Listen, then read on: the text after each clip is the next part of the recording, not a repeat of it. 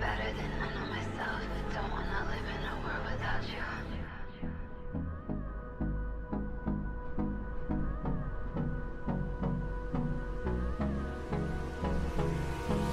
Hold me close till I get up. Time is barely on our side. I don't wanna waste what's left. The storms we chase are leading us, and love is all we'll ever trust. Yeah, no, I don't wanna waste what's left. And on we'll go, through the wastelands, through the highways, till my shadow turns to sun rays. And on we'll go, through the wastelands, through the highways, and on we'll go.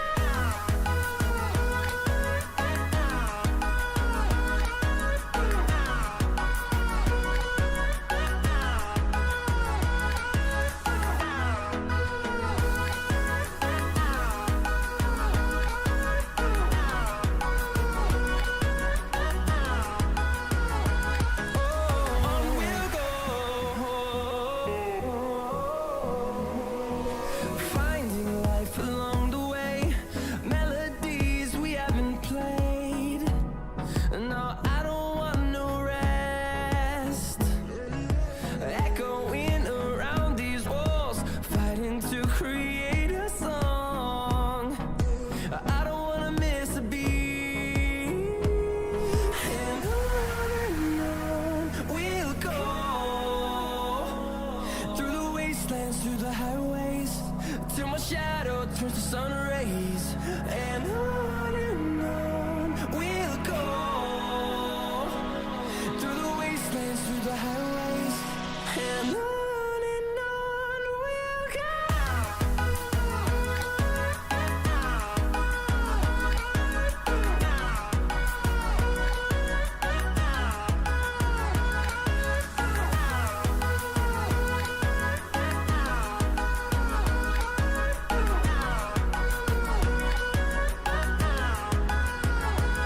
And we'll grow in number, fueled by them to see the horizon, turn us to thousands.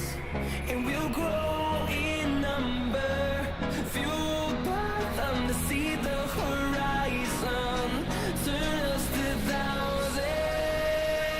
And on we'll go,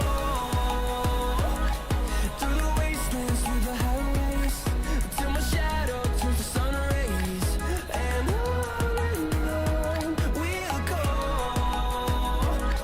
through the wastelands, through the highways, and on we'll go.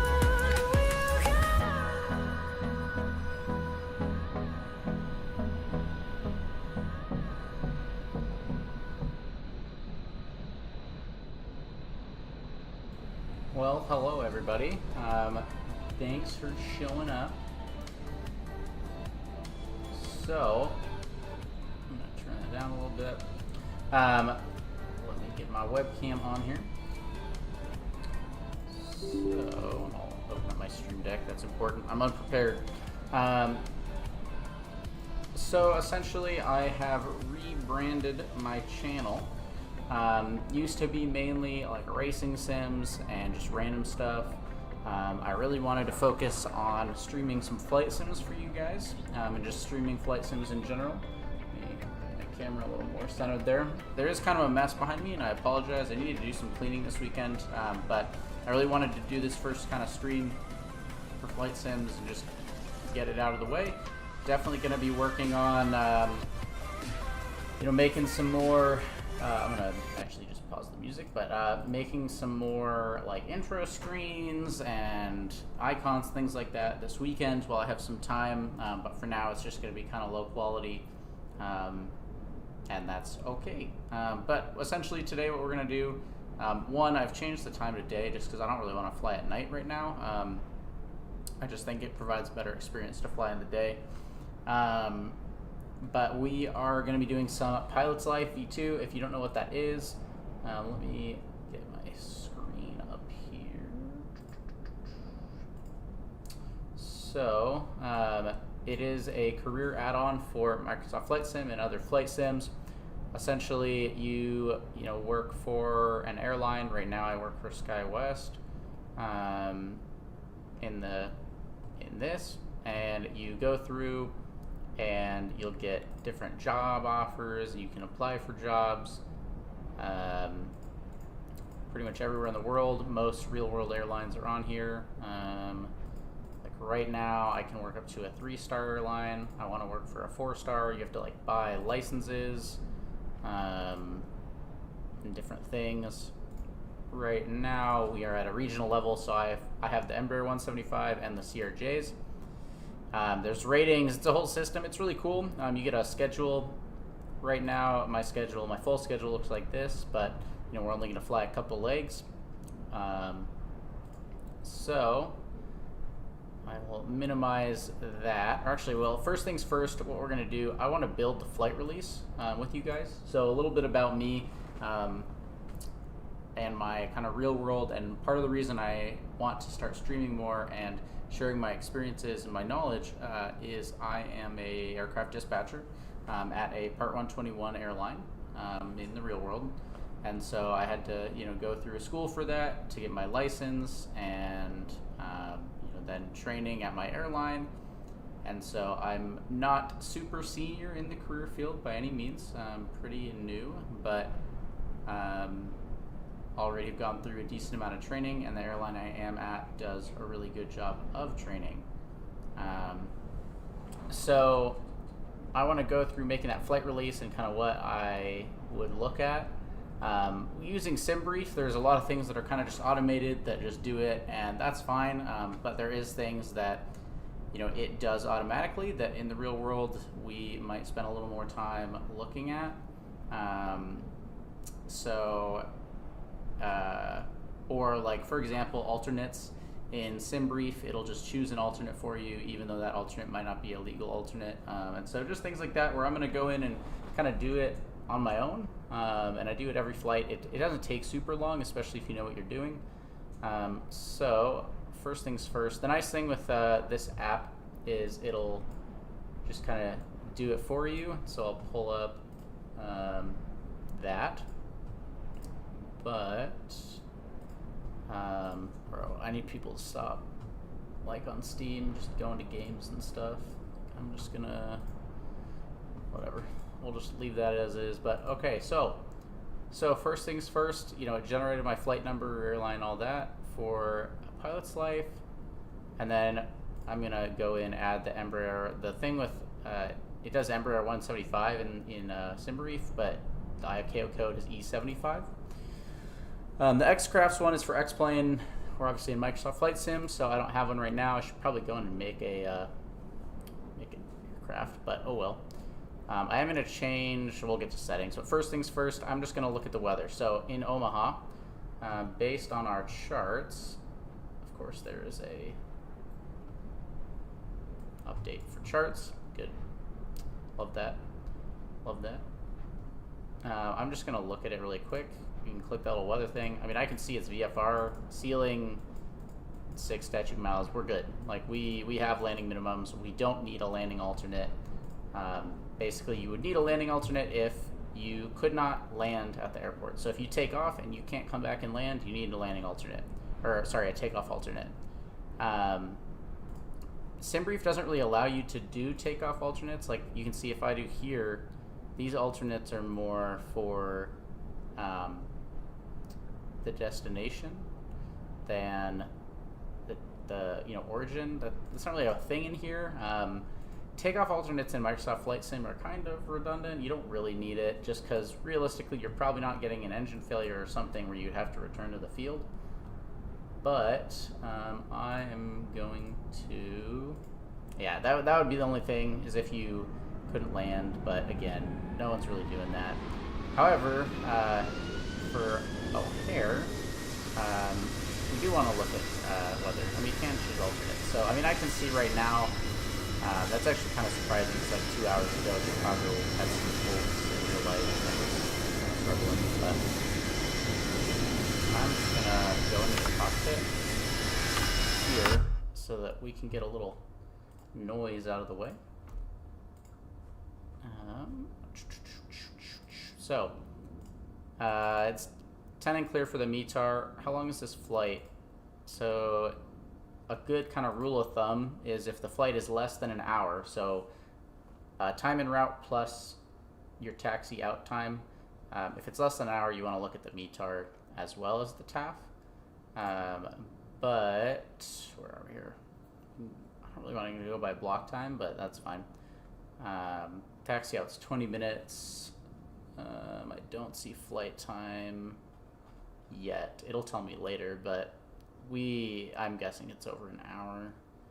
So, and I can just see, I mean, if I look through this TAF right there, we are good. We don't need an alternate. If we needed an alternate, or to see if we need an alternate, basically we would first want to see if we're even legal to go to this airport, which if we pull up the charts, which I will put on screen, we want to look at our approach. Now in dispatch we choose an airport, not a runway. So I can use any active, not like if no TAMs have said that like the ILS is out or I can't use a procedure, that's one thing. But as long as it's active, I could use the ILS for 4 right, and when the pilot actually flies it, they could use the ILS 9 Charlie and it wouldn't matter. Like I don't have to plan for that. They're gonna choose the runway kind of thing. We try to plan what runway they're landing for a lot of reasons, but in terms of just are we good to go, I don't really need to. So let's just do this. I mean, it's 200.5. There is Cat 2 procedures, which the E-175 is authorized for Cat 2 procedures. It has the equipment, so I mean realistically we need 100.25, which we have. But that's how we would get our alternates. And then, so we're good to go there, but then we have to use the 123 rule, which is FAR regulation 121.619, which says, if you have an airport, you have to look at 1 hour before and 1 hour after your ETA, and if you have an airport or weather that is less than 3 statute miles and a ceiling below 2,000 feet, you require a destination alternate. Obviously, I can see that TAF for this whole time period is good. That's a good one. That actually is not a massive amount of time. I almost feel like this TAF is wrong, because how do you have a 30-hour word? But yeah, it's for the 30th day, but then it doesn't give you, it only gives you 3 digits. Interesting. Wow, I'm misreading that. So it's the 30th day from 00 to the first, is that even? Yeah, to the first at 06. Most TAFs will give you the 4 time. It'd be like 2200 or something like that. So that's just difference in how SimBrief does it compared to like the National Weather Service or WSI, which my company uses WSI Weather, which is just a weather provider. So yeah, I mean, I can see right there 6 statute miles, greater than 6 statute miles, if you at 2500. I don't even have ceiling. Like, we're good. We don't need an alternate. So no alternate. If you did have one, in theory, you would go in, you try and derive minimums. It's a whole thing. I'm not going to do that right now. It just takes a lot of time. I always click this little thing, what is it, reset to today's date, just because a lot of times it will auto-populate like 5 minutes ahead, and I don't want that. I want time to set up, go through. Then that's done. Come down here, make sure this is all good. Client profile. In SimBrief, you can't really change this a lot. Now, I'm going to change this to Mach 78, only because the current Embraer 175, you can't change the cruise index number. And so I don't want it to just generate a cruise index number because it'll change a lot of things. I'm just going to cruise at Mach 7.8. Fuel factor, I don't really mess with this. You can. There's a little tooltip here. Essentially, if you burn more, burn less compared to what SimBrief does consistently, you can change it. I don't care. HC call sign, we're not stub amended, so we're good there. Registration, don't care. I'm going to use Lido format just because most people use that. you know, if I could use the format that my actual airline used on here, I would, but oh well. Current air arc cycle, yep. That's kind of all good. Really, the only thing here you would want to maybe change is types of flights, how many alternates, things like that, but you don't really need to.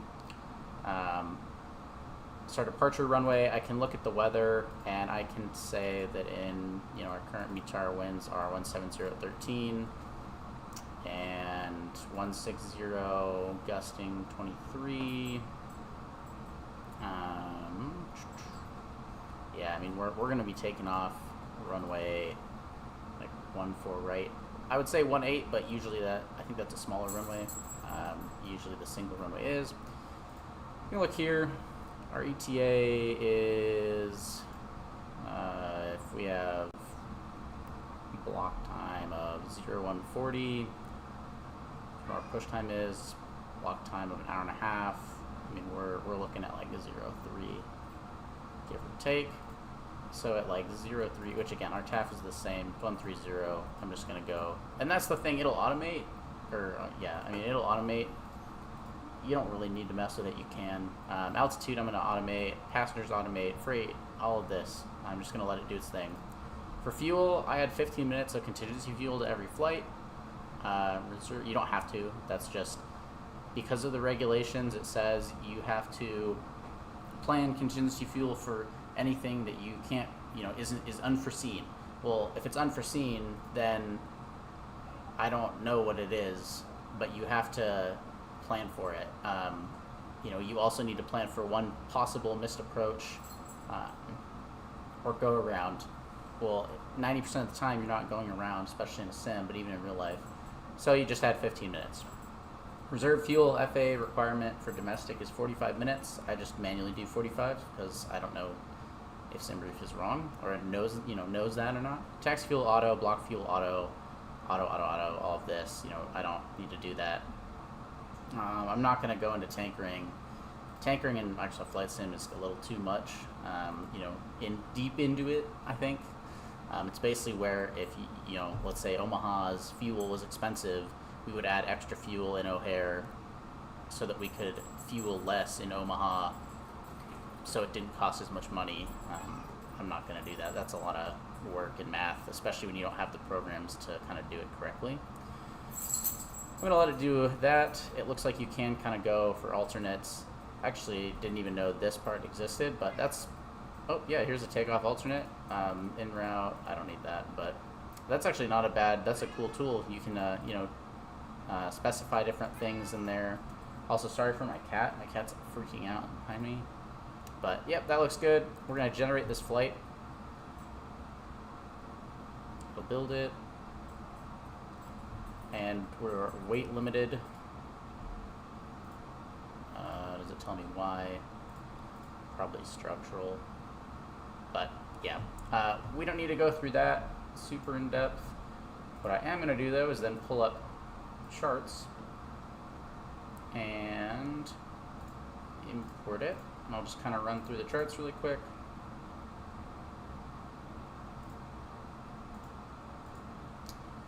So what do we want to do the cattle for? Because there is a actual chart for it. Our approaches. We want to do a precision approach if we can. Precision approaches have been found to be 75% more safe. So arrival's a little awkward. You know, we would get vectors probably over here. This is really far. Holy crap. I'm going to... Super awkward. Wow. Do I have like a 10 right ILS that's not 4 million miles away? I'm really quick going to look at the ATIS. So,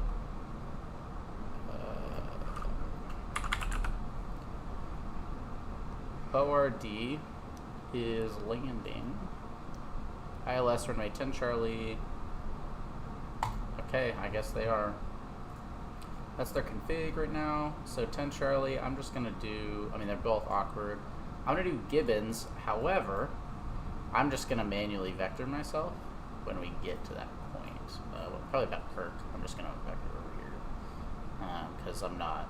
There's no reason to fly all the way over here, then fly all the way back. Like, that's a lot of extra fuel, and you don't really need it. That also just wouldn't happen in real life. But, cool. So there's our flight.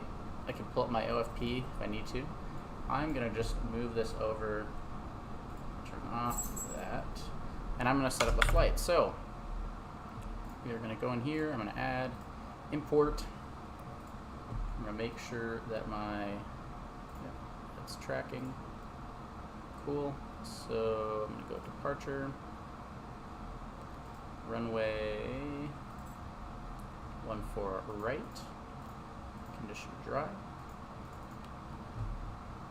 Also, let me just check really quick. I did order a pizza for dinner because I'm hungry and just got off work right before the stream. So I wanted to just check on that. And we will calculate instant. You can do real time, I'm not going to. Our manifest is here, so that's good there. And we will get this going. I'm going to turn that pump on. You don't need to yet, at least. Arm. I'm going to fasten my seat belts. And I'm going to start the APU because we don't want to just be sitting on battery power. Give it a second. APU starting. You'll see that BAT2 is discharging. It's like the new update. Like, change the lighting of the MFD PFD. Okay, so we'll wait for the APU to start up. You can see it down here. And then we will start the rest of our flow.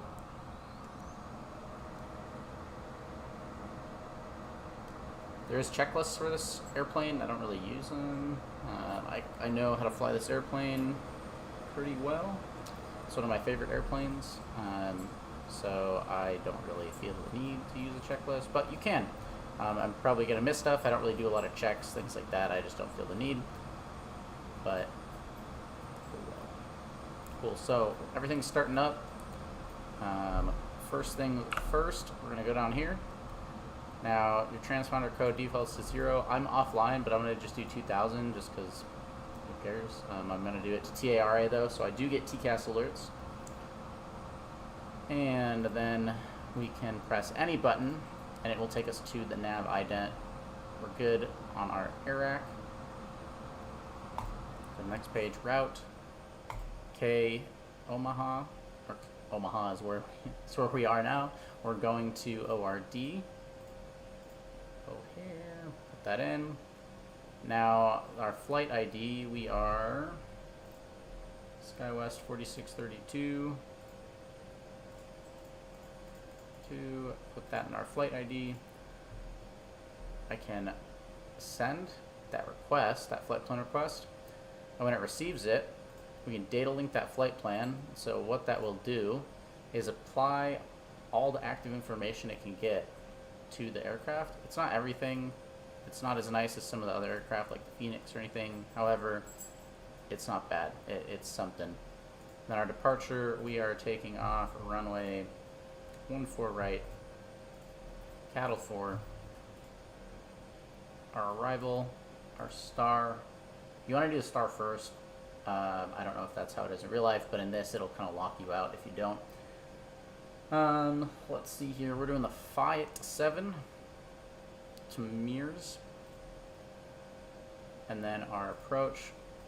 That's right, we need to do the runway first. Oh god. 10 Charlie. ILS. Gibbons. Again, I'm not going to actually fly that. Perf in it over here. Takeoff landing fuel, I don't even know, like, I'm not going to put it in. You can also see here it only thinks we have 30 minutes reserve. I don't know why. Maybe in Europe they only do 30 minutes, and so I think the devs are European. Takeoff landing fuel, you don't really need to put that in. I mean, it's on there. I'm gonna plan to take off with 7,829 pounds remaining. It does not look like they calculate landing fuel on the Lido format, actually. It's weird. Hey, sorry, my cat's like freaking out. Trip fuel, fin res, final reserve, I think that is. Lido is kind of a weird format. I don't love it, but it is what it is. Our cruise altitude, we are going to cruise at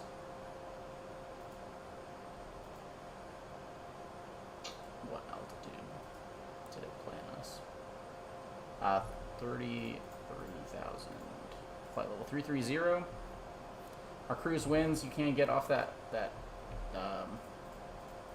briefing, dispatch release. 251 at 18. That's our average wind. Our estimated zero fuel weight is 69,887. Oof, we are definitely weight limited. Yeah, we're supposed to land at 73,000 pounds. And none of these, as you can see, here's costing index. You can't put anything in yet. Can you like type stuff in? Interesting.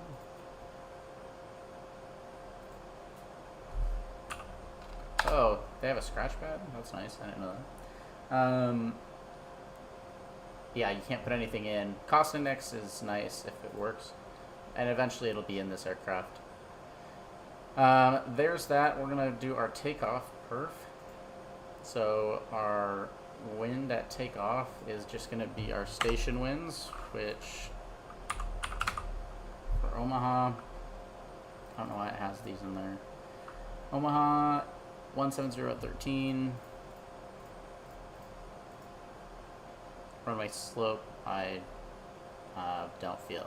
In like flight sim, it doesn't really matter for performance. SimBrief is not going to plan it to not be able to take off. That's the reality. If you put the right aircraft in, it's not. It will kind of stop. Also, the charts are not super great at finding. Like what we have available in SimBrief is not the easiest thing to find. Runway slopes. Like I can see there is on the 10-9 alpha chart is what it's called.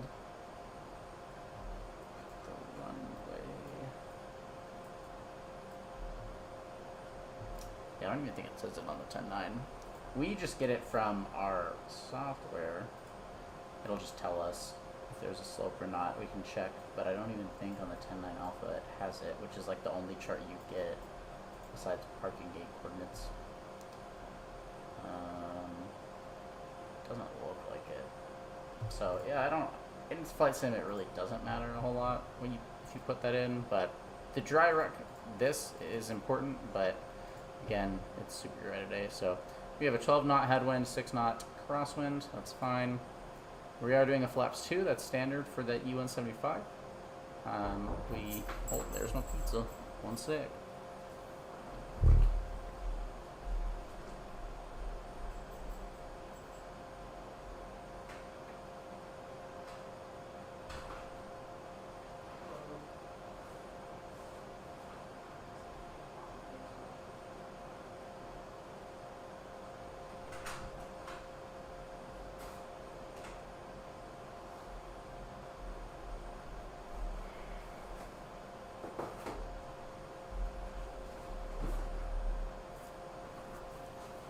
Okie dokie. So, flaps 2, standard.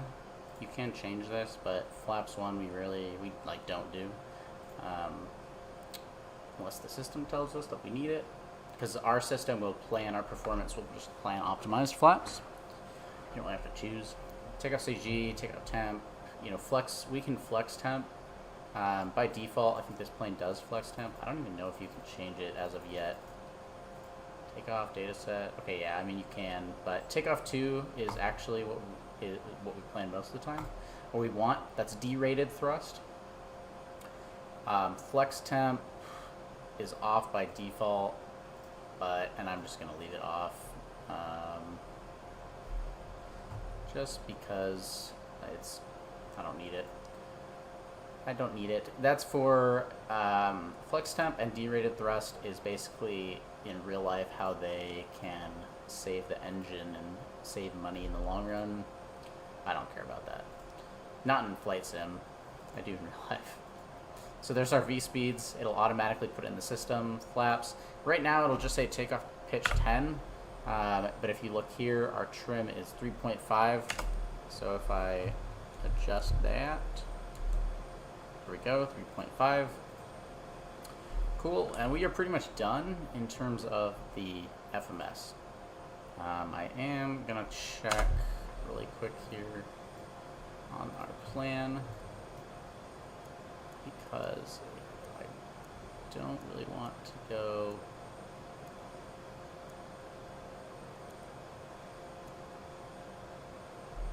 to see what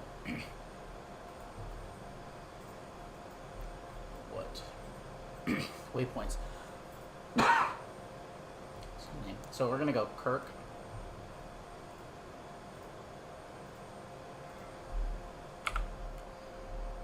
I don't even know if it will. I'm gonna have to go through route. Yeah, here we go. It won't even let me because it's just gonna.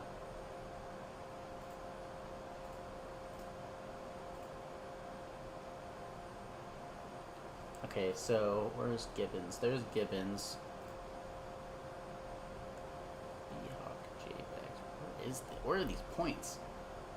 Benner.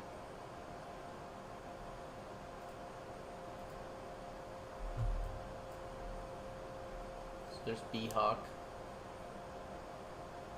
And then it goes Stinley. And then Cup. And then it goes Cup to Gibbons.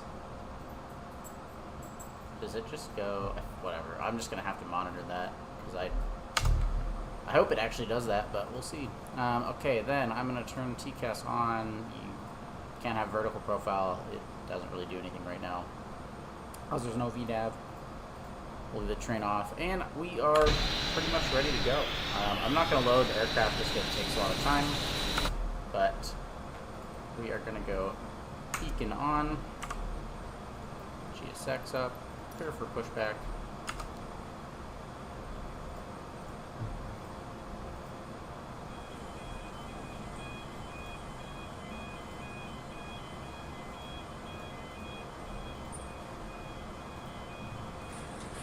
Hello, Captain. We are ready for pushback. We'll get the music going. That Southwest flight's unloading.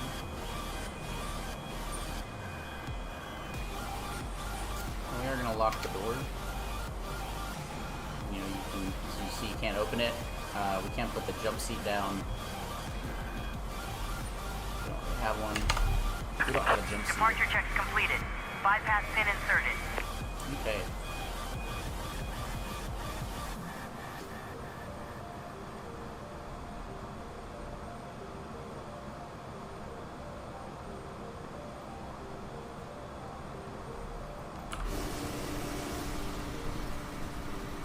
GSX kind of freaks out with this plane. So he like comes here, backs up, go, gets weird, but oh well. It's a good add-on overall. I think it's more the plane just being in early access than it is GSX having issues, but who knows. Locking gear.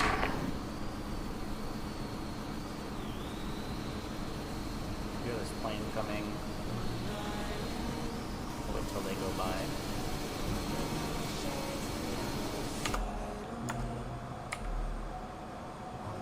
A lot of these settings don't actually work right now. I'm going to turn on sterile cockpit. But we want taking off runway 14 right. We want our nose to right. Release parking brakes, please. Again, I'm going to let this guy taxi by us.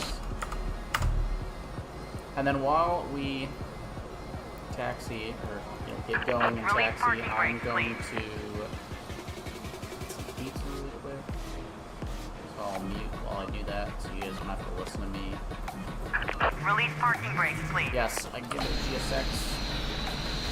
Probably now. So, parking brake off. Commencing push. All engines clear. Start at will.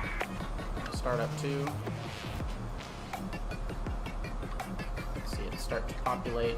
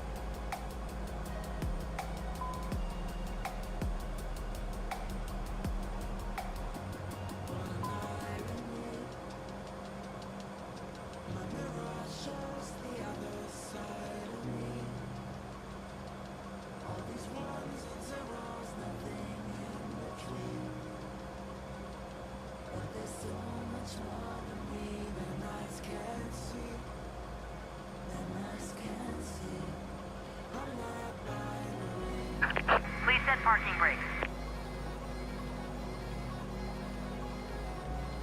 Cockpit to ground. We have a good engine start. You can disconnect.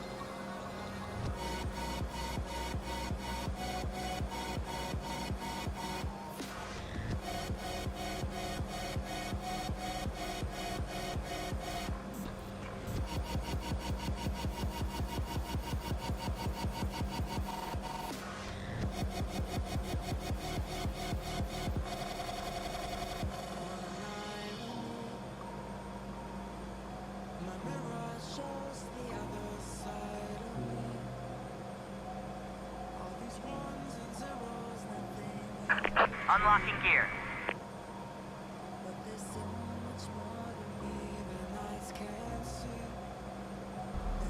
Okay, sorry about that. So, okay, GSX. I just need to get like freeware scenery for Omaha. Fire enough, but like not a lot. But Tow truck disconnected. Bypass pin I'll removed. just do manually, edit. Left is clear. Right is clear. Okay, so below 10,000 feet, I like to have terrain on. We are going to go RTO, and we're going to go to flaps 2. So you can see the flaps moving here. That is our takeoff flaps. And then taxi lights are coming on. I'm going to wait for ground crew to finish up so that it... Sorry.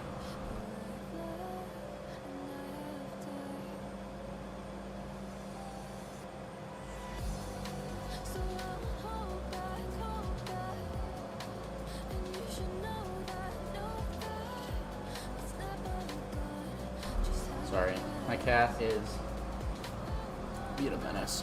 So you can see he's gonna go over there, and then it'll tell stop a trip. If you, it's not a big deal. I mean, if you go before that, it just will beep at you, and I hate that.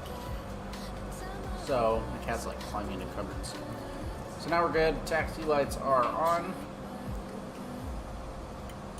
and we are good to start our taxi. Power up a little bit. And we're gonna, it's not modeled yet. Oh, I forgot. I always forget. Every flight, I hit that button. Basically what that is once it's fully done, once it's modeled, you press that button. And if you're in configuration for takeoff, it'll just say takeoff okay or not configured and why. So if like my trim was out, it would say takeoff, you know, it would say like no takeoff trim or no takeoff flaps. It won't do like lights or anything because that isn't technically a configuration. Even though lights are important. But, yep, it's a great tool. Again, this aircraft does not have VNAV right now. which is kind of unfortunate.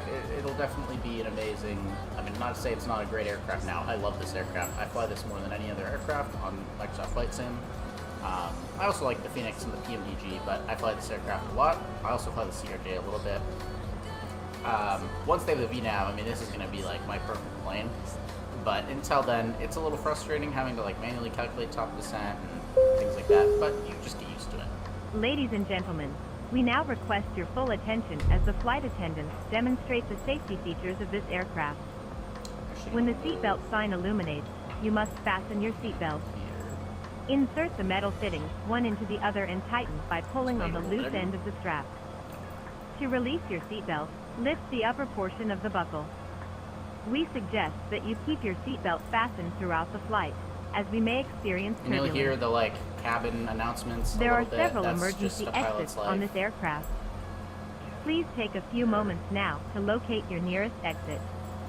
In some Minutes. cases, your nearest exit Try may to be keep the behind taxi you. speed under 30. If we need to evacuate That's the for a pilot's aircraft, life. I floor mean, level if- lighting in will real guide life, you there's towards the airlines that exit. taxi like at 35, Doors can but be opened by moving the handle in the direction of my the cat arrow. is a menace right Each now. door is equipped with an inflatable slide, which may also be detached and used as a life raft. So we'll slowly make our way to the Oxygen and taxiway. air pressure are always being monitored.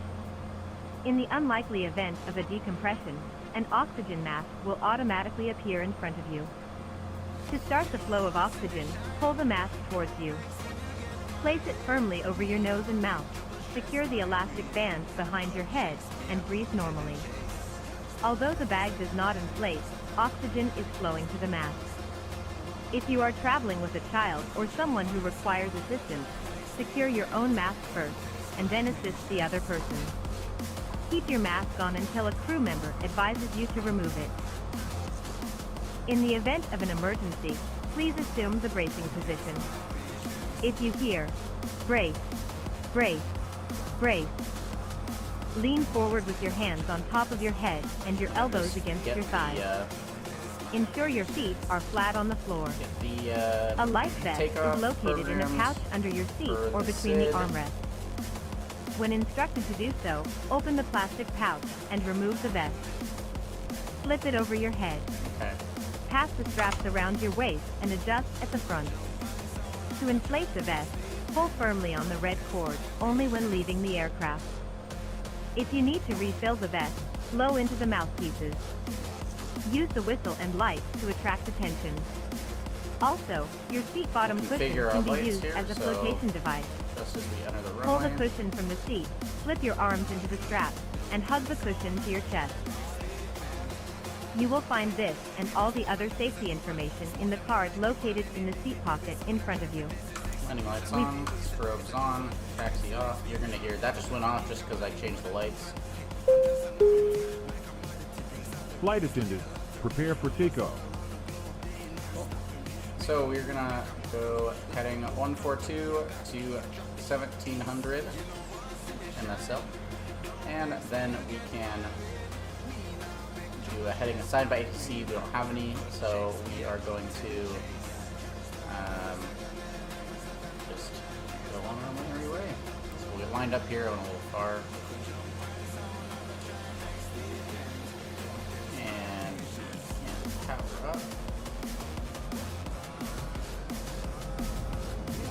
And thrust set. Just a little bit. Alright, D-rated thrust.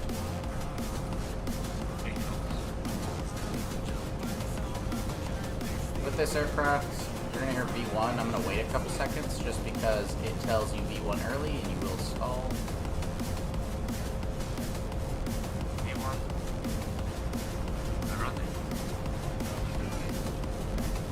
And pick up the nose. Start climbing. And positive rate. Gear up. Gear is coming up. I'm gonna go heading, autopilot, flight level change.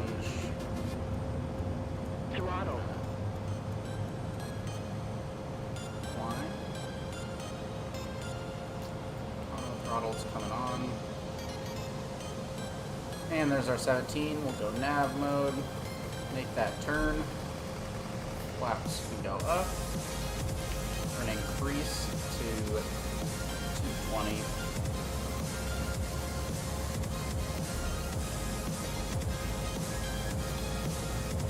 At like 205, we'll go flaps full, or flaps none, 0, whatever, no flaps.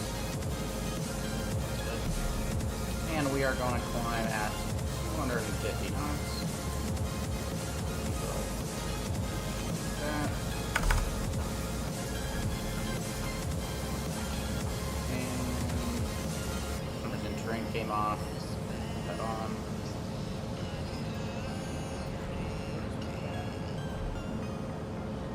Whatever. And there we go.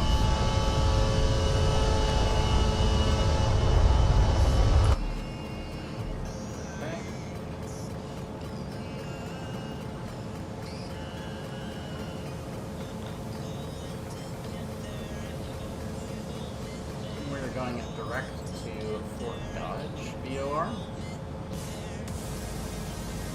We're going to switch over to weather. Sometimes I'll keep it on to below until 10,000, but I don't feel the need to here since there's not really any terrain. Once it's kind of off and not a problem, I'll switch it over. Increase. You can see there's some planes there on the TCAS. In the real plane, when you don't have a vertical profile on, you can display the TCAS here. It's not implemented yet. Vertical profile doesn't really do anything, like I said, since no VNAV. It's just kind of situational. Passing 10,000 feet, we're going to turn our landing lights off.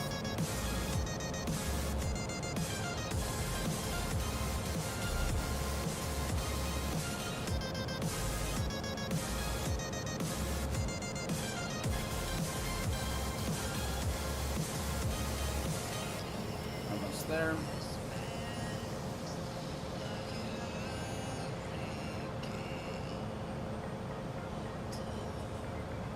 Landing lights off. We can also go out of sterile cockpit, and we can release the cabin. There, good to go. As we continue our climb out of Nebraska, out of Omaha. Pretty intense frontal weather over here. Clouds. Maybe some convective activity. Who knows? See, there's a radar on Navigraph now, which is really nice, but looks like a little bit of rain. Maybe some convection around Norfolk, Kansas. Not Kansas, sorry, Nebraska. Idaho.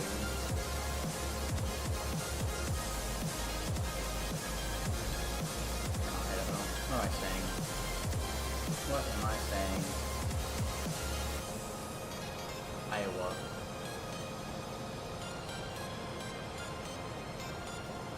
Okay. Continuing on our way towards Fort Dodge. 14,000 feet. So you can climb, do a climb profile at like 270 is what it's supposed to do, or what it's set. I just leave it at 250. Give us a little higher climb. We're going to get to our top climb a little faster. A little more cruise. Especially since we have, you know, a descent that's not super high. Or, I mean, we don't have VNAV, so I have to descend a lot. Our top descent is a lot earlier than it normally would be, just because I'm not managing, or I have to manually manage it. Whereas with VNAV, it would manage the descent for me. So I just leave it at 250. As we continue our climb at 18,000, we'll go to standard. And when we hit 18,000, I'm actually going to be really quick and have a couple more slices of pizza, just because I need food. And we will continue this flight.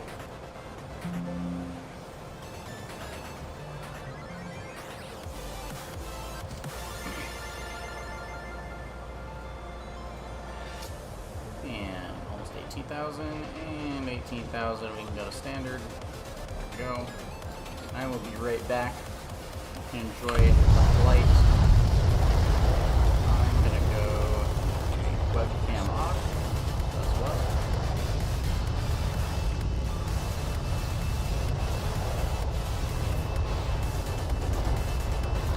The clouds a little better here.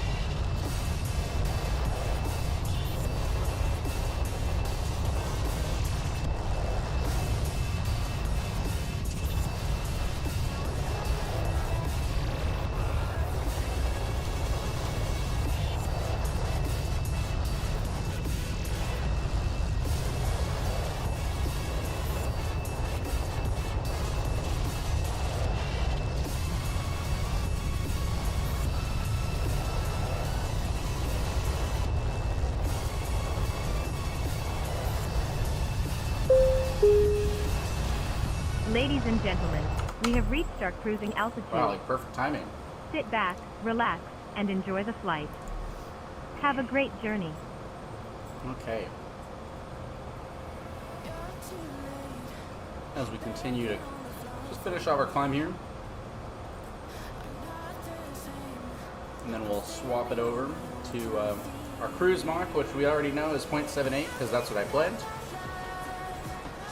Furthering cost index.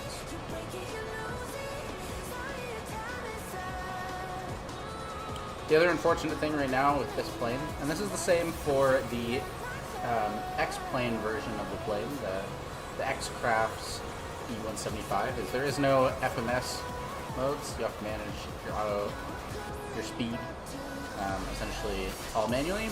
Whereas in the real plane, you can switch this to FMS, and it's like the Boeing, A320 or the 737 auto throttle. It'll just manage it for you. That's not implemented yet in either aircraft. The X-plane E-175 does have VNAV. It's a little buggy at times, but it works, kinda. Whereas this plane does not yet. But it is easily the most requested feature. I'm in their Discord, and they do a pretty good job. They have another update coming, I think like a week.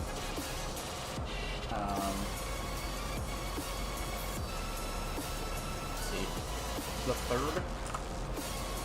So in like 4 or 5 days.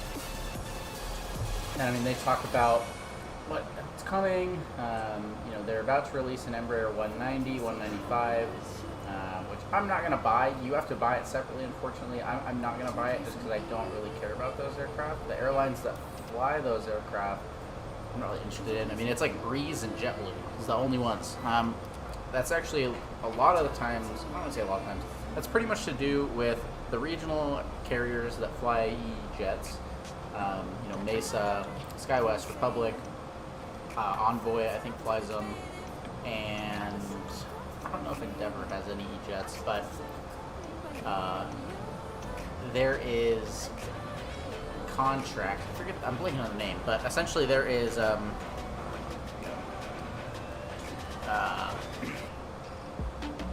like agreements between the airlines and the regionals and the partners, where the regionals agree that they won't fly, or not really agree, I don't know the terminology of it, right? But basically, like, for example, Delta has gone to all the regionals and said, you won't fly aircraft with more than 76, I think, seats, on your regional aircraft at all.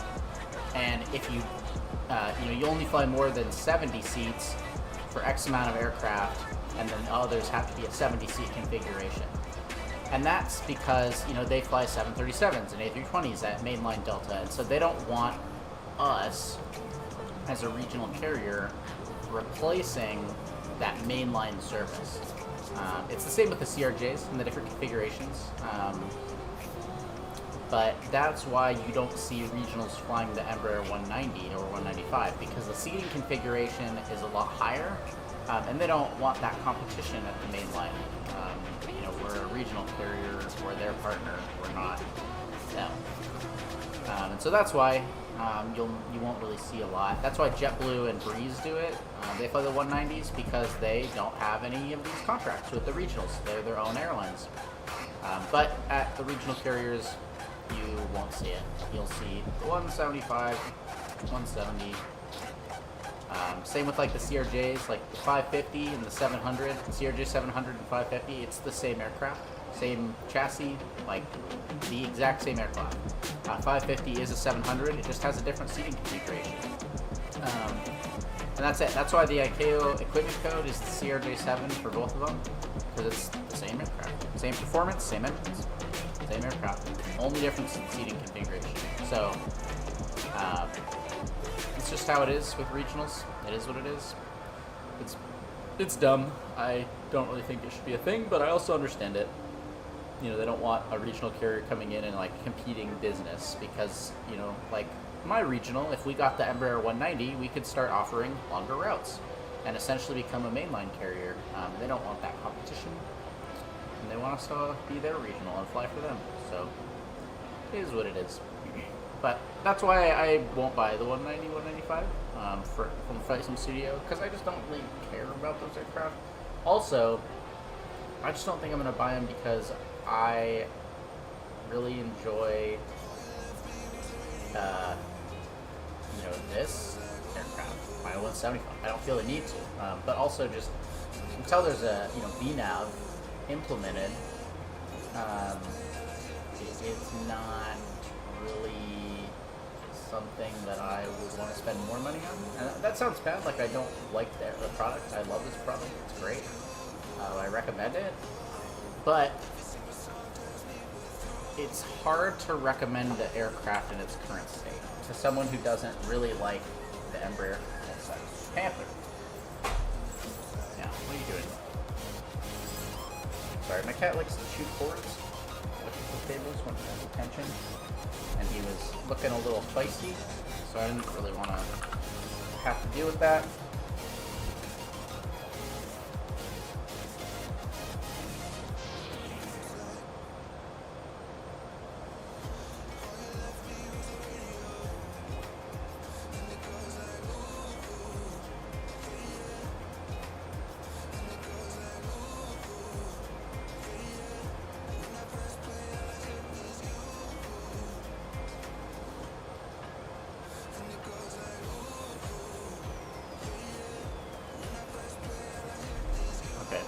I had to threaten him with a spray bottle because I don't want him chewing. He was like, go for my computer, like power cable. I do not want him to chew that. But yeah, it's great state. It's just hard. It's hard to recommend this because most people, if they don't love this aircraft, are not going to want to fly a plane that doesn't have VNAV when it does in real life. It's one thing like the CRJ doesn't have VNAV because it doesn't have it in real life. That's just not a feature. It will tell you top descent and give you kind of, it's called the snowflake. It'll give you a profile, but it's not a feature in real life. It is in the 175. That is a feature. And things like FMS speed, like I can overlook that personally. It's not that hard to manage speed in this aircraft. However, VNAV is a major feature. So it's hard to recommend it. I like it. I love flying it. I fly it out of more than any other plane. Let's see, it's 85 nautical miles. 85. Okay. That's just a top descent calculator. It's very rough. It'll do like straight line calculations, so it won't take into account like your stars or anything, but it's better than nothing. And it'll generally get me there, like sooner to the altitude I need to be sooner than I really need to be, but it's better than arriving at, a fix that I'm supposed to be at 2,000 feet and I'm at 6,000 feet kind of thing. It'll get me to 2,000 feet and then I'm just going to have to cruise at, 2,000 feet for a fix or two. It helps when you have stars because I can kind of space it out and do that step down, whereas when there's not, it's not great, but it is what it is. I mean, that's just the reality of this aircraft. I like it. I've learned to just fly it, get okay at it, but yeah, it can be frustrating for people, especially if you're used to flying aircraft that, I don't want to say hold your hand, because this aircraft definitely is pretty easy to fly and does hold your hand. It's not like, you're not flying the Boeing 737-200. You're not flying the CRJ, where the CRJ has no auto throttle and like no coupled VNAV. I mean, this is not really, there's not a lot of workload here. But calculating top descent can be kind of frustrating. There's also just a lot of missing features, like that takeoff config. But the devs are very upfront about this is an early access aircraft. This is in development, this is not completed. They are very open about this is what it's missing. Every time you get in this aircraft, pops up with a box that says, you know, this aircraft is in early access. This is missing these features. Their website's very open. When I bought the aircraft, I had to sign like a checkbox, or, you know, check a checkbox that said, I understand that this is a non-finished aircraft. Like, they're very open about it, and I appreciate that. And the devs are really good. If you go in their Discord, let me pull it up really quick. You can see that, let's see, what's the name? Yeah, I mean, you can see right here, they're talking about it. There's some big conversation here, but,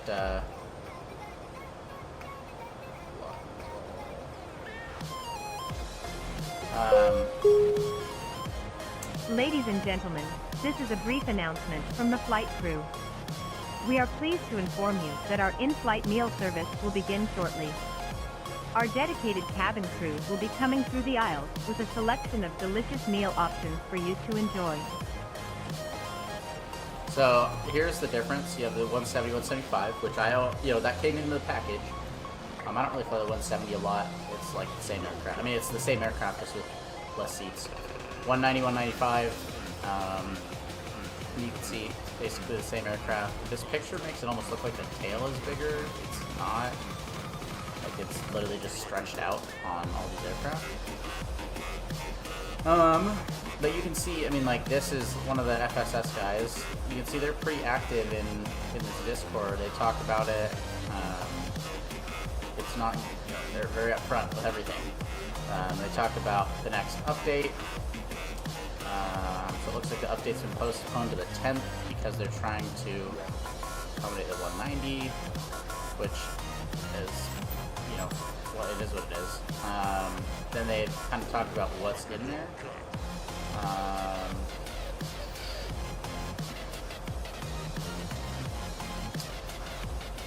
So the list is still going. The current update is going to have bug fixes, features on the testing page, and we'll inform you the roadmap post as well as machine code. So, yeah, I mean, they're not gonna. I doubt VNAV is coming in this next update because that would be a major thing where they would probably hype it up. They might just release it. Who knows? But I doubt it. They'll probably tell people ahead of time that it's coming and hype it up.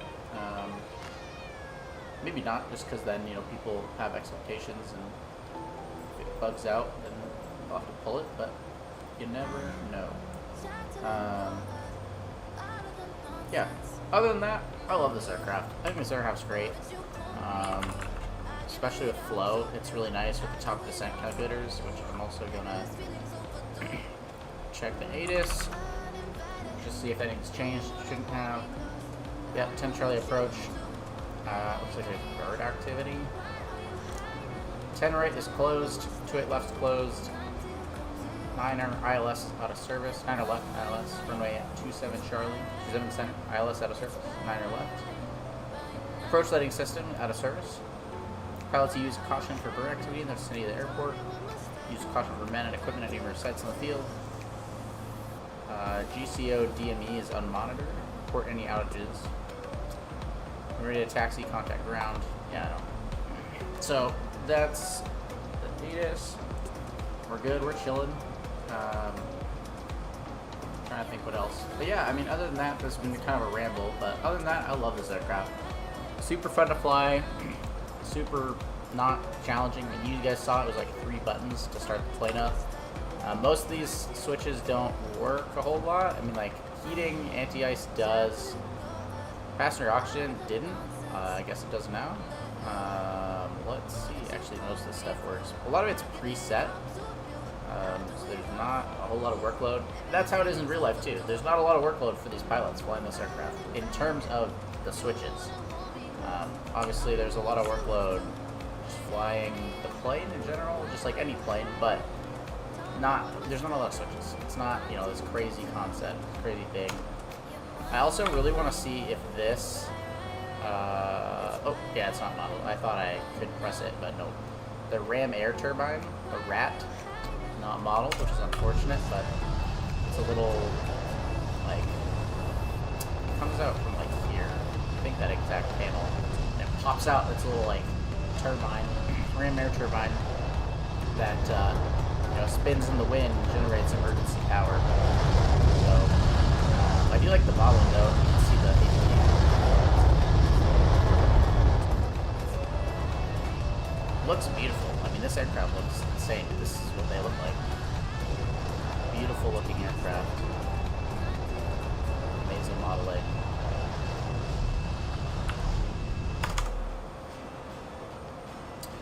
So, really quick, in 27 nautical miles, then 175 nautical miles from north. There we go. It's easier to just do that, because then you can just look and see. Right now we're at 200, so in like 10 miles, I'm going to descend. I was descending a little early, but let's see on our arrival.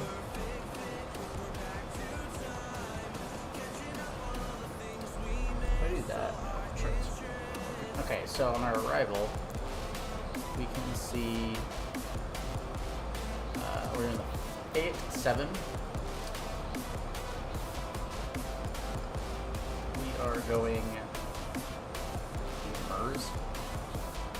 Yeah, MERS. So we'll come in here, go through here. We need to be at 260, or between 260 and 210 when we hit this point. If I descend early, I think it'll... Okay, we're going to be okay. Because we still have a ways to go. We'll still be a little... I'm not going to descend full blast. I'll probably do 1,000 rather than 1,500. And then, you know, after that, we can descend to Stinley. And then slowly we can start moving down here. I use these to kind of keep my speed in check, or my altitude, since we don't have VNAV. Come down here, it'll take us out here, even though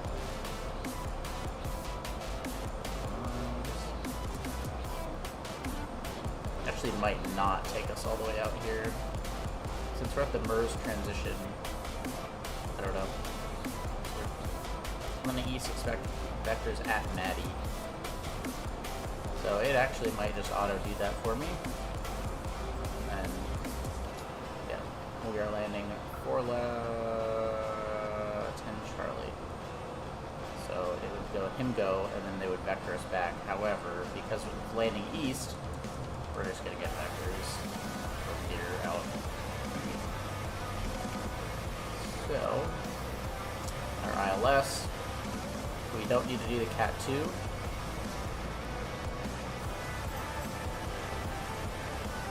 My contact info getting updated on my thing.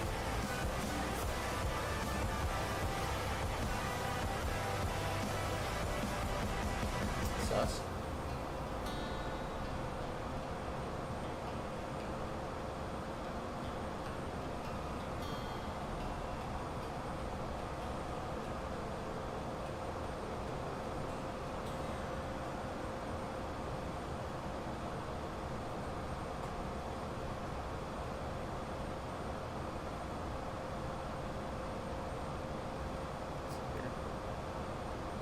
Grounding information has been updated.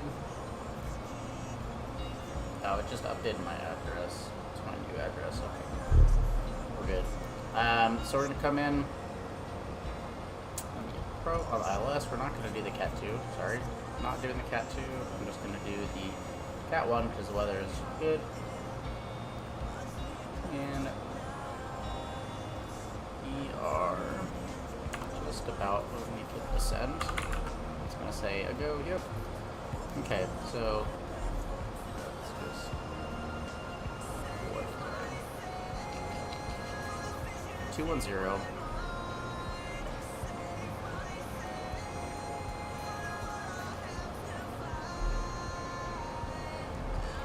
Start vertical speed mode to 1,000. We're gonna descend at 0.78. You can see it's just clear, there's like no weather. So, as we start our descent, I'm gonna go here and we're gonna perf our landing. Where are we heading? For 10 center, 10 center.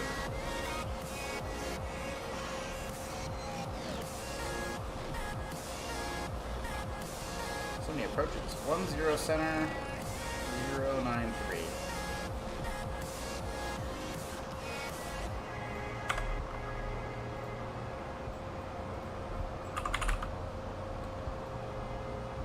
Clement 00 at 6.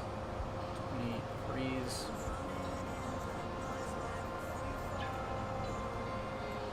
You can see it's non-precision approach or Cat 1. If you're doing Cat 2, we can switch that.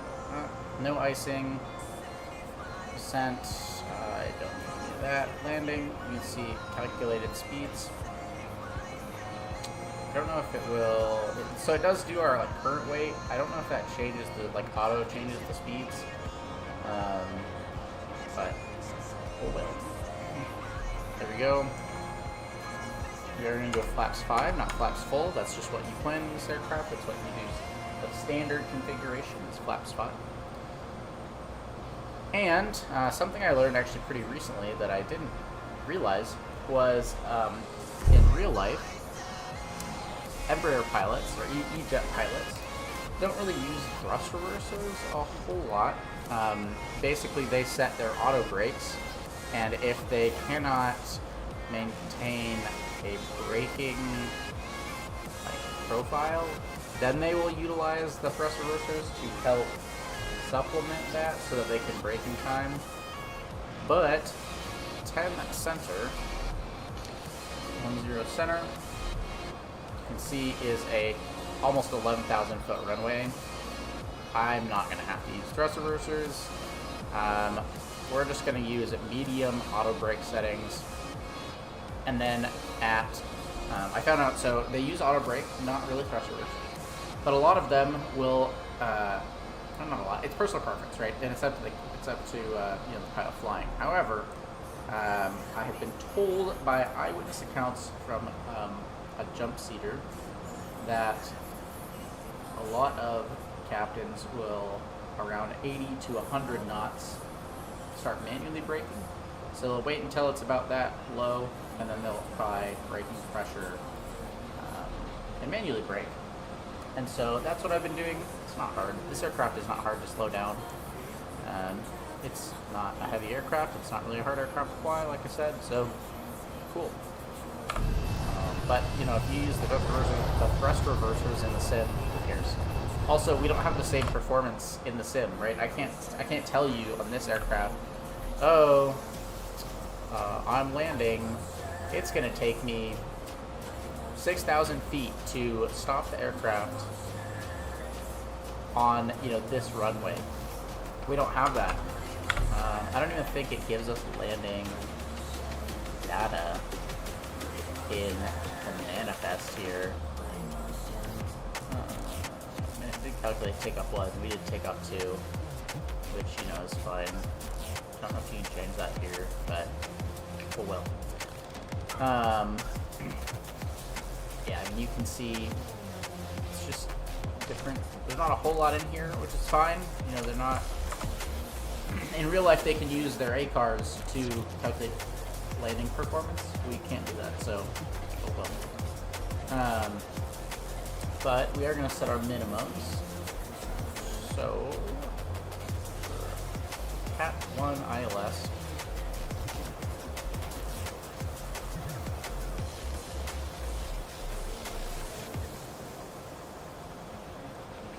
$200.5 is our landing minimums. 869 is our decision height. Decision altitude. I think it's decision altitude. I always like mess up the medics there, which one is which, but I know which one is MSL and which one is AGL. But it's going to be 869. So I'm going to do 870. You can see Barrow there. If you set it to RA, that's fine too in the sim. In real life, they do RA if they are doing a Cat 2, which I'm not. But that is your radio altimeter, your radio altitude. So it's an antenna on the bottom that tells you how high from the ground you actually are versus MSL, which is your sea level, which is what's indicated. Okay, what is our first fix that has a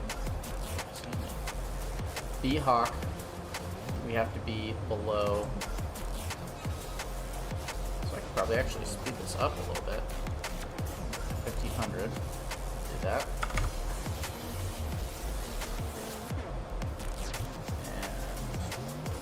And at Stinley, we have to be at 280, so I'm just gonna.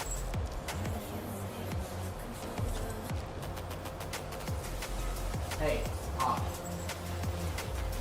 Hey. Get off. Get off.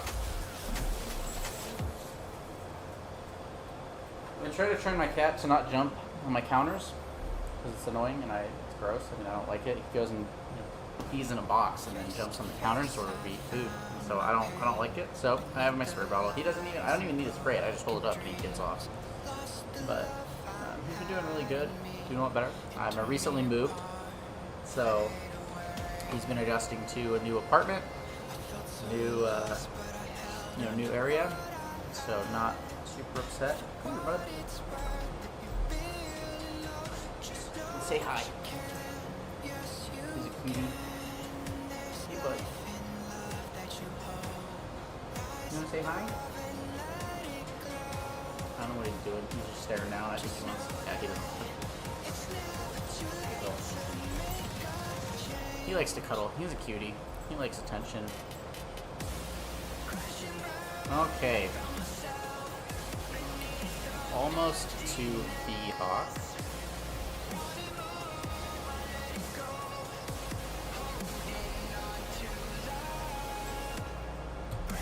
At Finley, we have to be below 210 and above 17,000.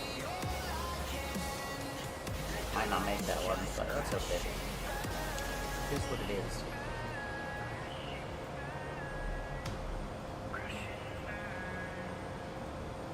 And then the next one after that is doable. It's 13,000 at Clisby. And then from there, it's just vector altitudes.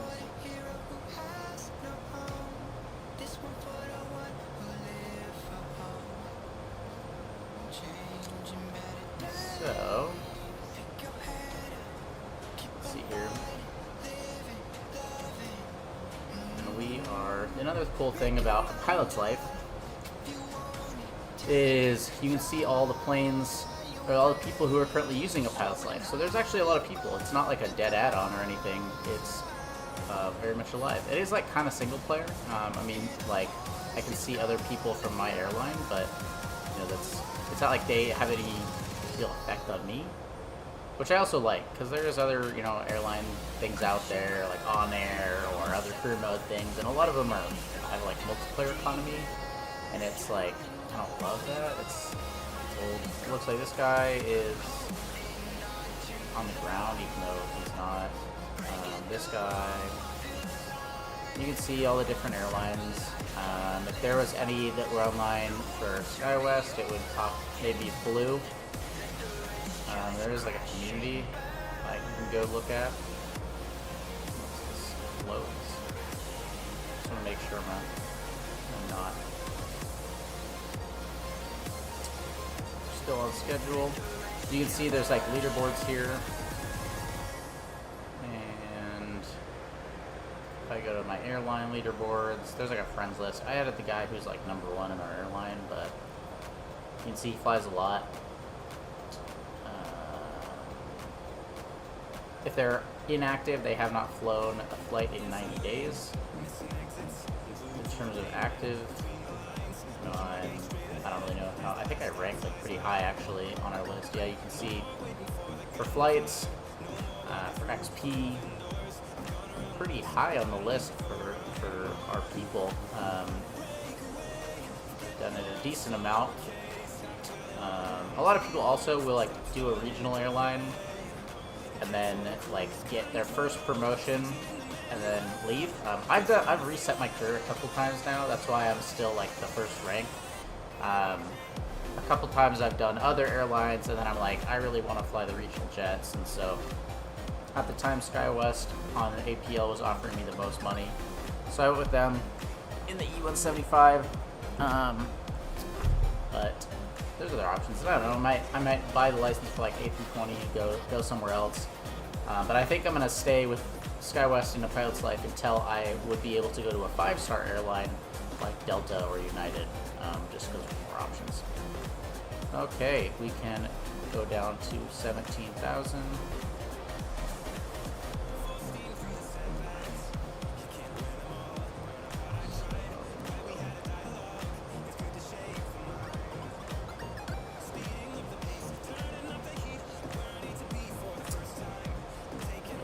Okay, so you can see here we're going to have to be between these altitudes at 280, and then we're going to go down more.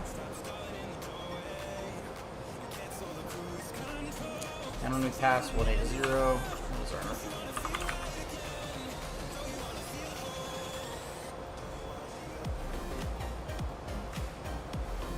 3015 is our altimeter when we pass 18,000.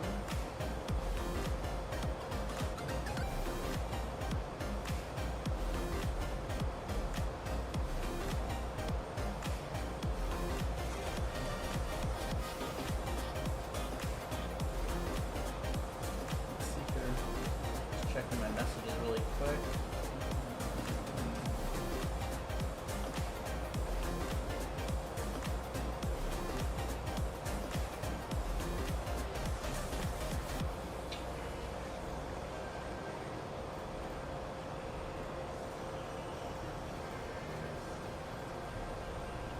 Okay. As we pass 18,000, we will. Oh, yep, nice. It did just auto vector us from Swift, Cup. It's auto vectoring us from Cup. That's kind of far out, but wheel.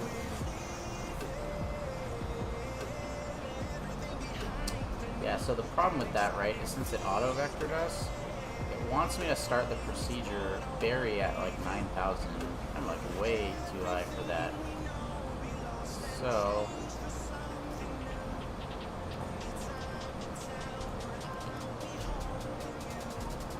it wants me to be at Barry at 9,000.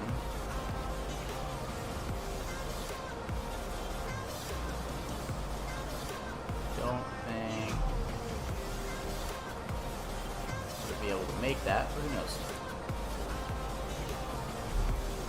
So I'm gonna increase rate of descent, and we'll see. We might make it, might not. At about 14,000 feet, I'm going to decrease speed. But it is a very nice day or evening because it's obviously dark there. I just don't like flying at night in the sim. Like being able to see.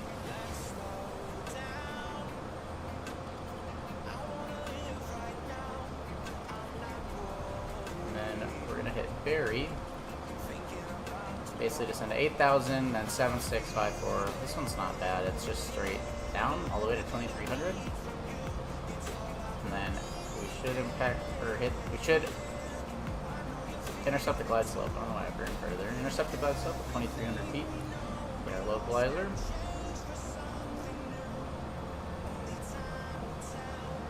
And just to confirm the frequency here, our localizer is 108.95. 108.95. I mean, I guess I could check there too. I always forget that it's on the PFD as well. Slowing it down. 240. We will use the speed brake. Work our speed brake out.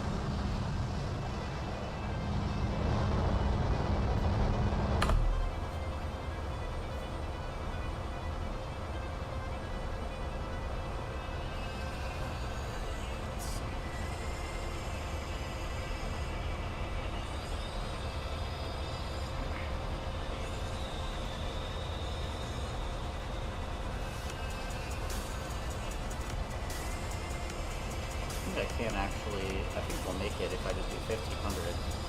I'm gonna get our speed down, and then I'm gonna... Yeah, it says it's gonna take 6 minutes to get to Gibbons. And then it'll be another little bit before we get to Derry. So we will be perfectly fine.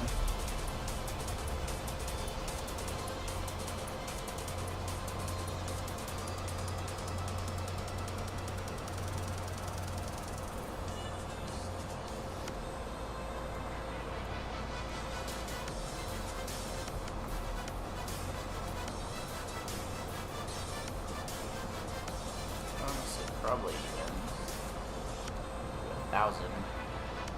Because we'll be there well before. We're going to even be at 9,000 before we even get to Gibbons. I wonder if it chart. Yeah, once Gibbons, we want to be at Gibbons at 9,000.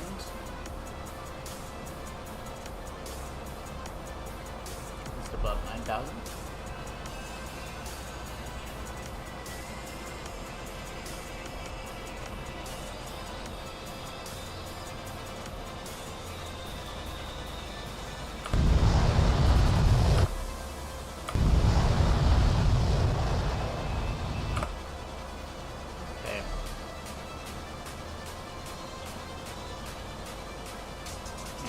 Get to 10,000, we will turn on our landing light. There's a little bit of fog coming in, it looks like, over the airport area.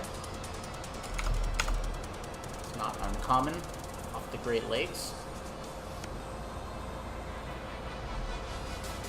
I wonder if the Navi graph sees that fog at all. Doesn't look like it.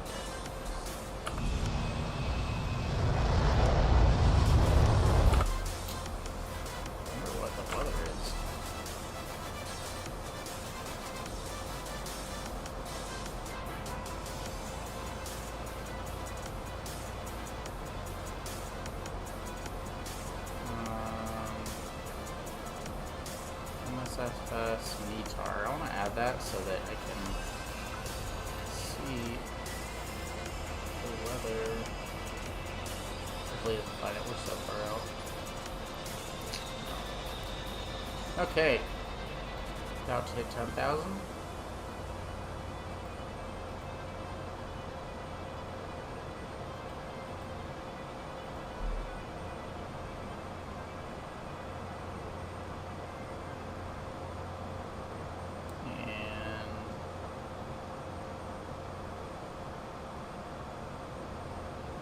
We're almost there. 10,000. Landing lights come on. We'll go into stereo cockpit. I'm going to tell them to turn the seatbelts on just because we want to start having our passengers think about one of their seats rather than going to the bathroom. Still good 5-10 minutes out from landing, but you know. It says we're like 30 minutes out from landing on ETE. 2 hours and 47 minutes. We're not, but great.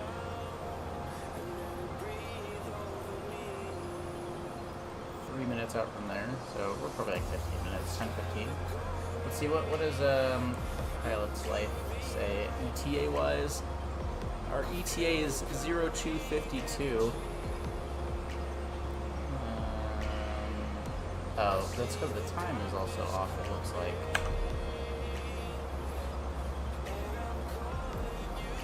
Oh, that's right, because I'm not on real time. Huh, I'm done. Okay. However, a pilot's life does real UTC. It is currently 0252, 0232. Thinks it's going to take us 20 minutes, so that's not too bad. And that's ETA. I believe that's block ETA, so that's like to the gate, which O'Hara's taxiing is horrible. So.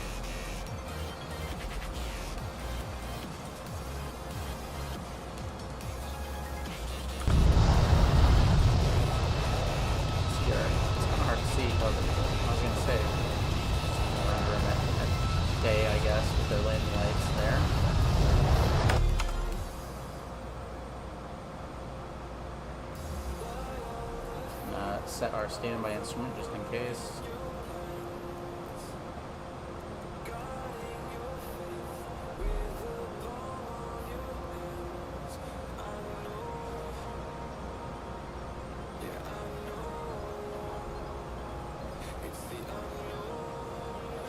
Cat. Okay, looks like we're starting our turn, and we're doing a crazy turn here. Just cutting a waypoint altogether. I'm not complaining, but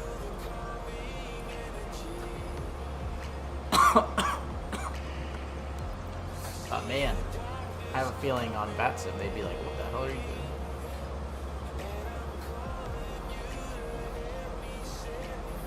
Well, to be fair, on Batsim they would just vector us, but.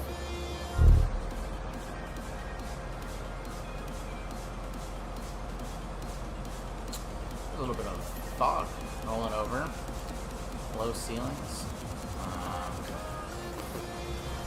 Whoa, we get the cloud.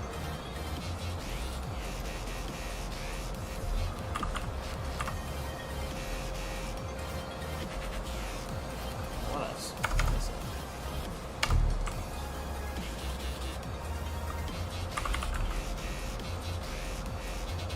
It is 10 and clear. Doesn't really look 10 and clear, but could be when we get there.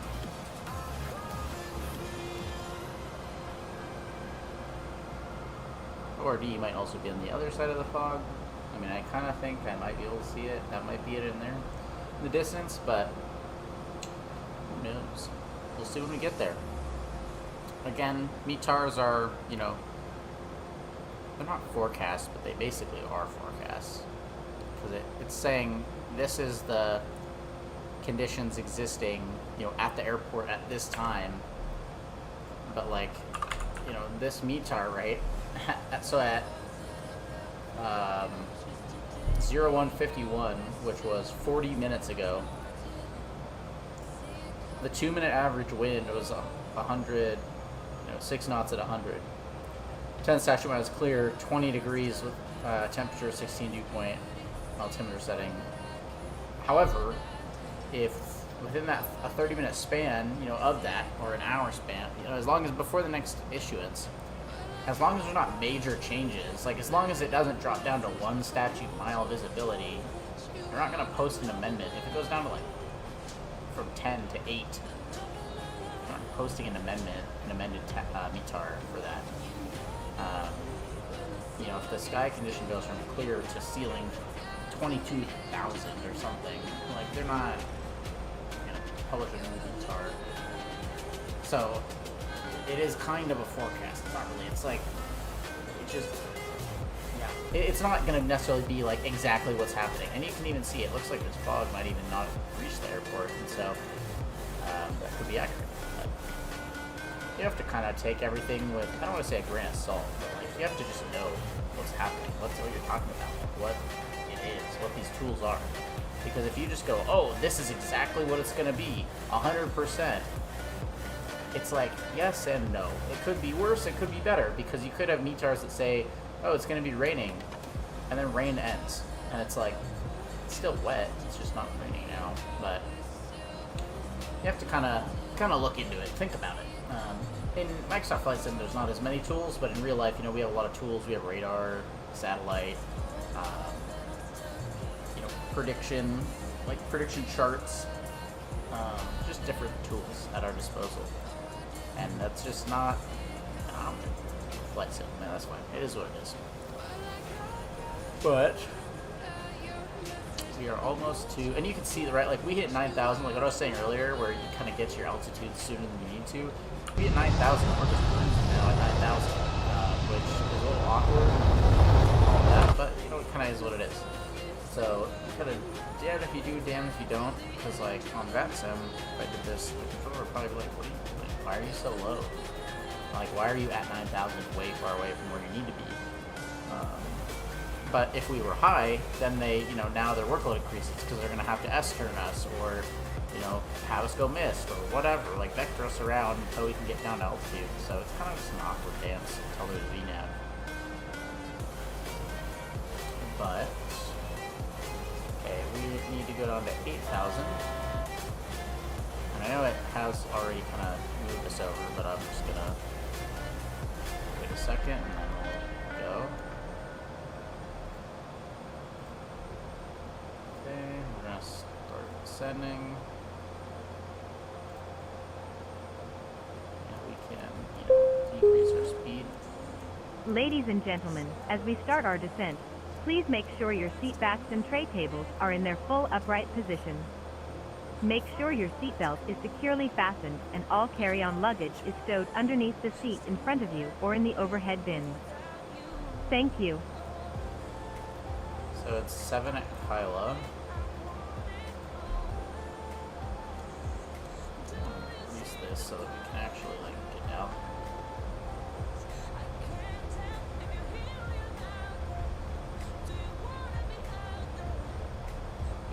There's the airport. Right in front of us.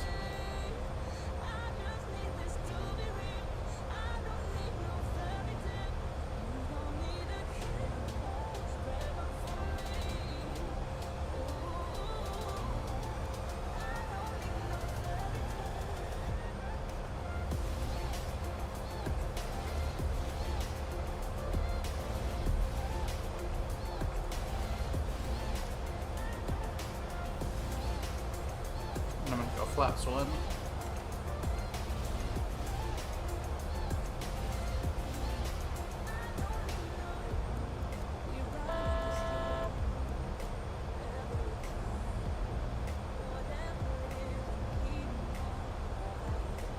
We are on our final approach fix here. It is Ray. Get 23 at Ray. So we need to give some time. Peepaw, we need to be at 6,000. Easy. You can see also once we went to flap 2, I got the disagree. At flaps 2, you can't use the speed brake anymore in this aircraft. Or you're not supposed to. Because I almost say can't. I'm sure there's a way you can override it, but that's just standard procedure that's not a thing.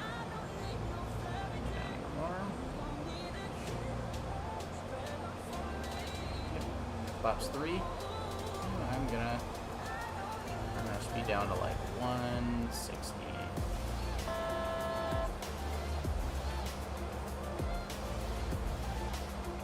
Kind of the rule of thumb for a lot of aircraft is when to put the gear down is glide slope intercept or the final approach fix. You can either do glide slope intercept and final approach fix or when your radio altimeter comes alive, which is typically what I do. Usually my glide slope hasn't connected by then. Gets connected isn't really the right word, but that's also when I'll generally go full configuration, unless the notes for the approach says you have to be configured by like a certain point. Okay.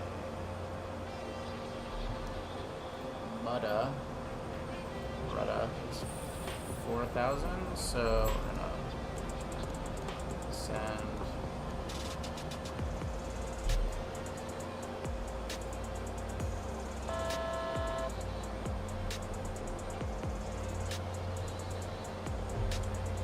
Charts up over here really quick for a second. And when we land, we're going to be exiting left. Okay, Rudda. And then Ray is 2,300.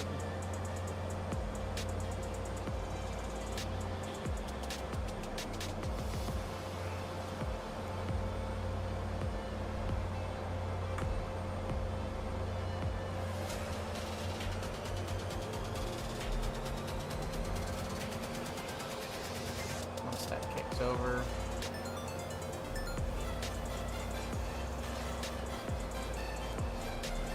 Go.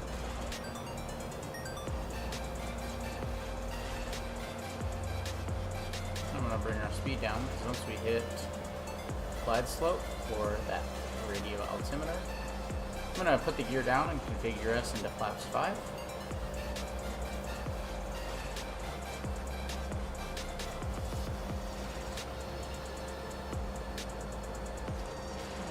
Already captured the localizer.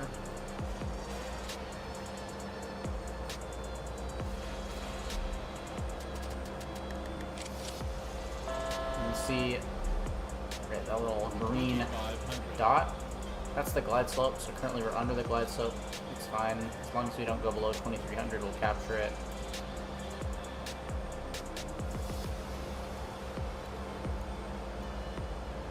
VRAF is like 142-ish. Radio altimeter did come alive, so we're going to go gear down and move our flaps. I believe it just went flaps 4. I'll wait for it to finish. Then I need to go flaps 5. Yep. Flaps 5. And there's our configure. Fully configured. And at 2300, it's just going to stay there. Our go around altitude is 4000, so tune that. You can see that little carrot, little green arrow is going to start coming in because we obviously are not setting anymore, and so we are. This is the glide. This is awkward, but this is the glide slope. You know, we're beneath it. It's almost like the glide slope. We're gonna fly into it and capture it. That's a terrible explanation, but you're gonna see as it goes past it, we're gonna capture that glide slope. Probably should have turned on terrain. Oh well. Just gonna turn it off. Cool. And we captured the glide slope, so we can start that. We are configured. Cat, I need you to stop. Cat's like rubbing against my feet. Like, I know you want attention, buddy, but I need you to chill. Cabin crew, seats for landing. A little bit of a crosswind.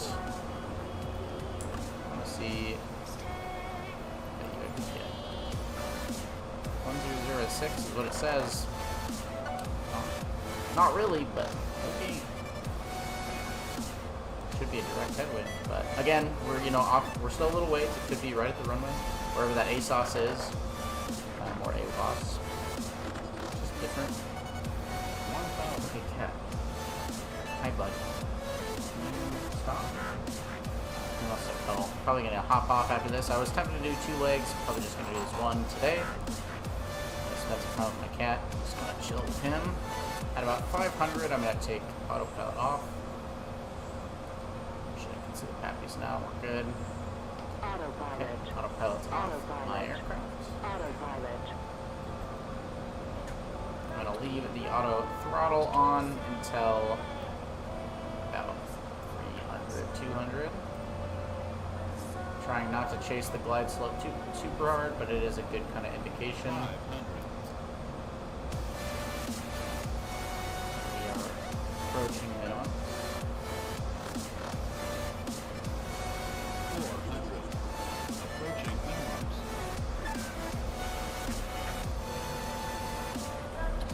300 minimums. Okay, auto throttle's coming off. A little low. 200.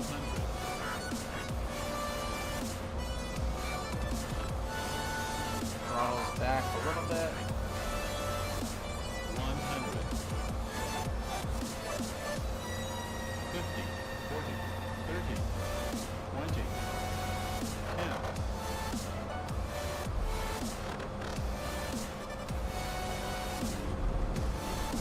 Haven't fully figured out the best way to land this aircraft, in Microsoft Flight Sim at least.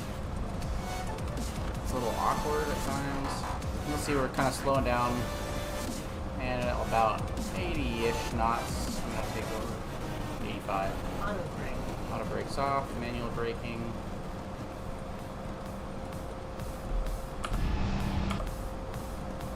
Cool. And we are down.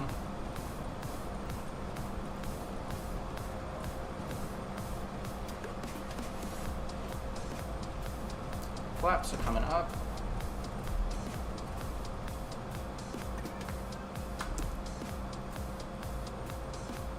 And landing lights off, strobes off. Ladies and gentlemen, for your safety and comfort, on. please remain seated with your seatbelt fastened until the captain turns off the fasten seatbelt sign.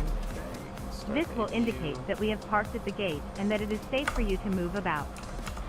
At this time, you may See use the your APUs cellular phones if you wish. powering up there.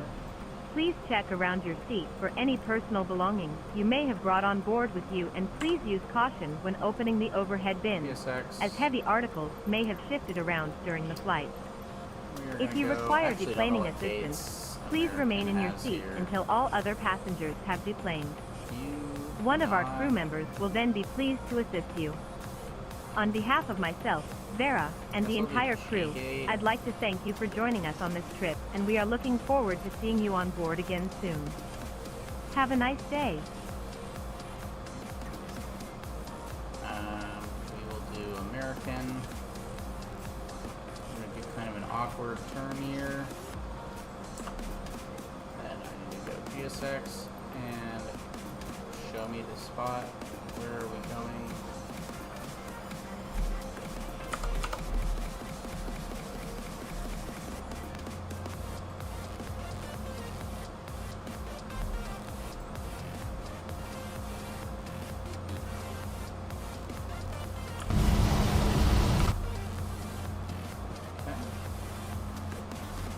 The sun is starting to set. What time is it in game or in sim?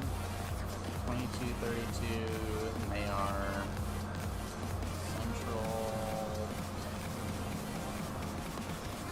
It is. I'm blanking on what that is, but they're 5 hours behind, so it'd be like 17. It's like 5-something p.m. So yeah, that checks out. The sun's starting to go down. Where is this spot? Oh, it's like right there. Cool.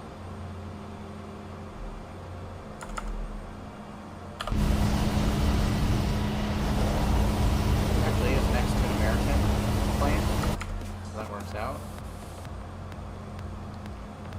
Let's make our way through here.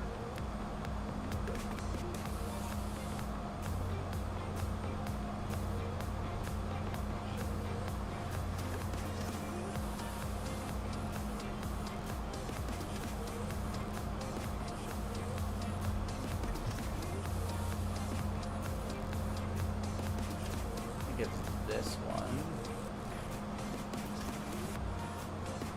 The marshaller. Yeah. Okay. Sometimes this plane does have a tendency to stop, which is kind of annoying, but is that the marshaller?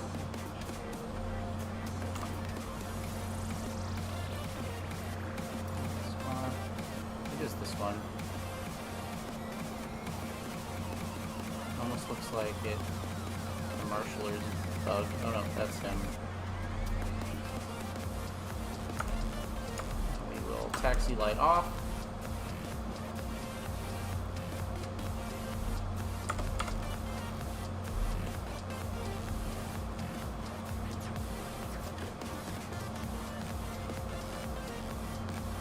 I don't know why he's like trying to go over.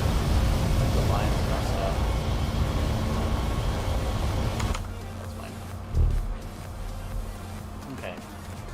Parking brake's coming on. Throttles are in idle. We can cut the engines because our APU is on and good. Engines are rolling back. Beacon can come off. Sterile cockpit. Fasten seatbelts. Parked a bit too short and to the right. That's fine. And you heard that little beeping noise. That was the flight auto submitting. So if I go here now, it's gonna take a second, kind of freeze up, and then it auto loads the next flight. I have mine set to auto submit, so I don't have to go in and do it. But we can look in the logbook here. I messed something up. What was the landing? Landing was a little rough. Nope. Spoilers weren't armed. So I don't really get this, right? There is no arm. Like, there is no auto spoilers in this plane. So what is it not, like, what is it failing? Spoilers are armed on approach. I don't know what it wants me to do. It is what it is. So, we landed at 219, according to this. What did Atlanta say we landed at? Can I have a flight plan now? It's like too late for that. I think it's too late for that.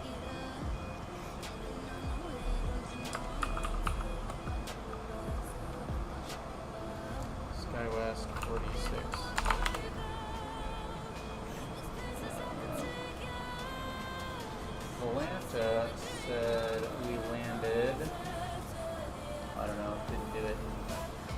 flight plan.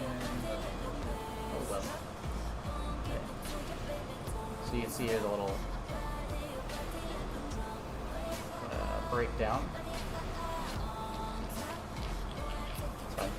So then, you know, we got money for that and flight time, all of that, more hours XP. Pretty fun little piece of equipment. And we can start GSX The boarding requested. board.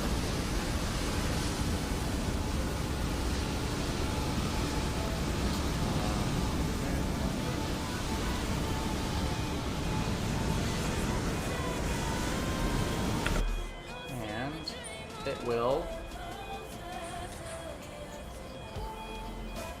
want us to open the door, so we'll wait until it finishes.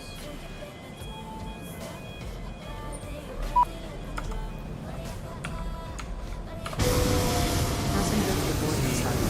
There we go. We'll start boarding.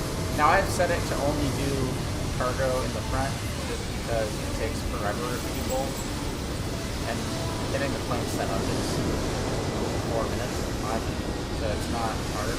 So I just have to do that just so it's less stuff it has to do. Less waste of time.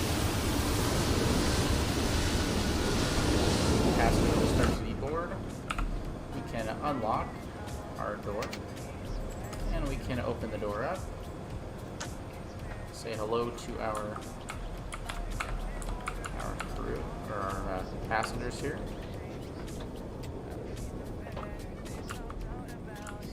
Actually, has a pretty well detailed cabin. There's not a lot of, you know, I can't interact with anything, but it's pretty good. The screens don't turn on, unfortunately, but you can see the difference between, you know, first class over here and non-first class, which doesn't get screens. Sucks to suck. I don't know, does it even have like, well, it just has the Embraer thing. It doesn't have like an airline. Good little galley back there. Pretty good modeling overall. FPS is struggling a little bit right now, but there we go. Well, that is going to do it, I think, for me tonight. I appreciate everyone for joining. I had a ton of fun. Definitely will be back probably tomorrow to do a little bit more streaming. Maybe some more flights for this. But yeah, that's it for me. I hope you guys had fun, and